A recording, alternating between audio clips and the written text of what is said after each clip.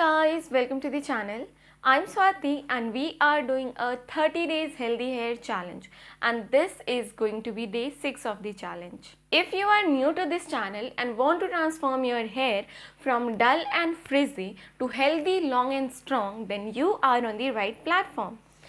कुछ दिनों से मेरे बाल भी बहुत ज़्यादा डल एंड ड्राई हो रहे थे, तो मैंने सोचा क्यों ना मुझे 30 डेज़ चैलेंज करना चाहिए ताकि मैं अपने बालों को ट्रांसफॉर्म कर सकूं।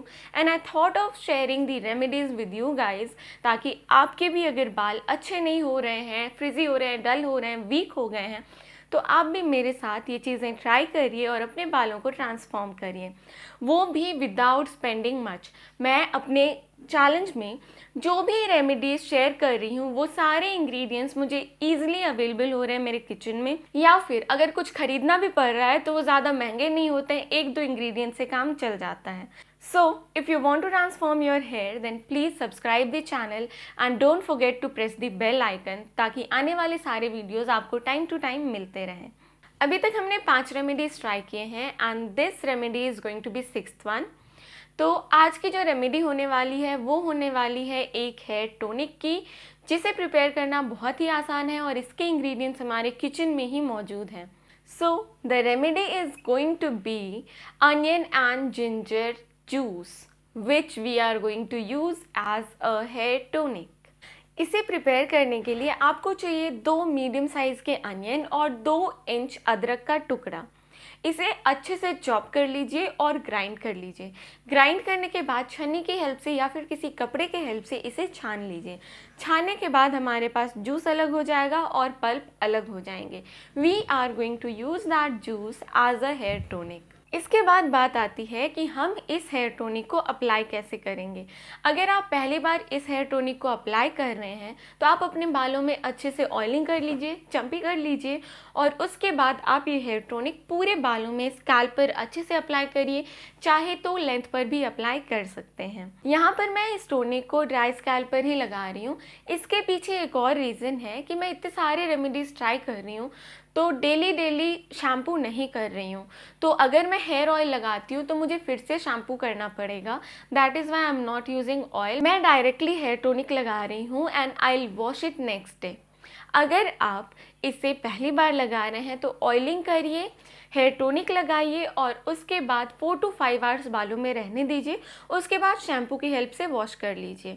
अगर आपको हेयर वॉश नहीं करना है शैम्पू से तो आप इसे ड्राई स्कैल्प पर लगाइए, और अगर पहली बार है तो प्लीज़ 4 to 5 आवर्स में ही वॉश कर लीजिए। और अगर आप ये पहले से लगाते आ रहे हैं तो इसे ओवरनाइट रख सकते हैं, क्योंकि आपका स्कैल्प जो इस चीज़ को अच्छे से पहचानता है, तो ये कोई रिएक्शन नहीं देने वाला है। इसके साथ वो अच्छे से बालों को ग्रो करने में, स्कैल्प को स्टिम्युलेट करने में हेल्प करेगा। तो आप इसे अच्छे से पूरे ओवरनाइट रख सकते हैं। मैंने यहाँ पर इस टोनिक को ड्राई स्कैल्प पर ही अप्लाई किया और अपने पूरे लेंथ पर अप्लाई किया है, क्योंकि मुझे शैम्पू नहीं करना था। हो सकता है आपको इसकी स्मेल अच्छी ना लगे तो आपको शैम्पू करने की ज़रूरत पड़े, इसलिए आप इसे लगाने से पहले हेयर ऑयलिंग बहुत ही अच्छे से करें। This hair tonic has lots and lots of benefits. क्या क्या बेनिफिट्स हैं? आपके स्कैल्प को क्लीन करने में हेल्प करता है। अगर आपके स्कैल्प में कोई इन्फेक्शन है उसे क्योर करने में हेल्प करेगा, इची स्कैल्प ठीक हो जाएगी।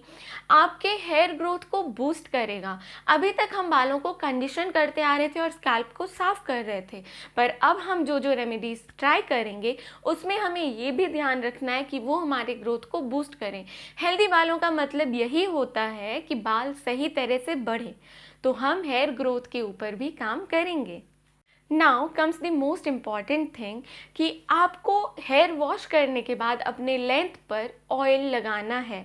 2 बूंद 4 बूंद जितने में आप कंफर्टेबल हैं, थोड़ा सा ऑयलिंग अपने लेंथ को दीजिए।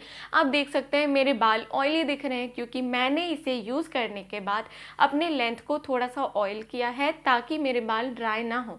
क्योंकि मैं डेली रेमेडीज़ यूज़ कर रही हूँ, हमारा जो बाल है डेली धुला रहा है, तो हो सकता है वो थोड़े से ड्राई होने लगे।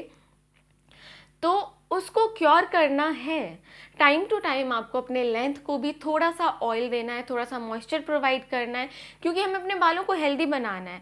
बेनिफिट्स तो सारे रेमेडीज से मिल ही रहे हैं, लेकिन इसको कंडीशन भी करते रहना बहुत ज़रूरी है। तो आपको रेमेडीज़ यूज़ करने के बाद अपने लेंथ को ऑयल करना बहुत ज़रूरी है। You can see my hair, मैंने यहाँ पर लेंथ में ऑयलिंग किया है, जिसकी वजह से ये थोड़े से चिपके चिपके दिख रहे हैं।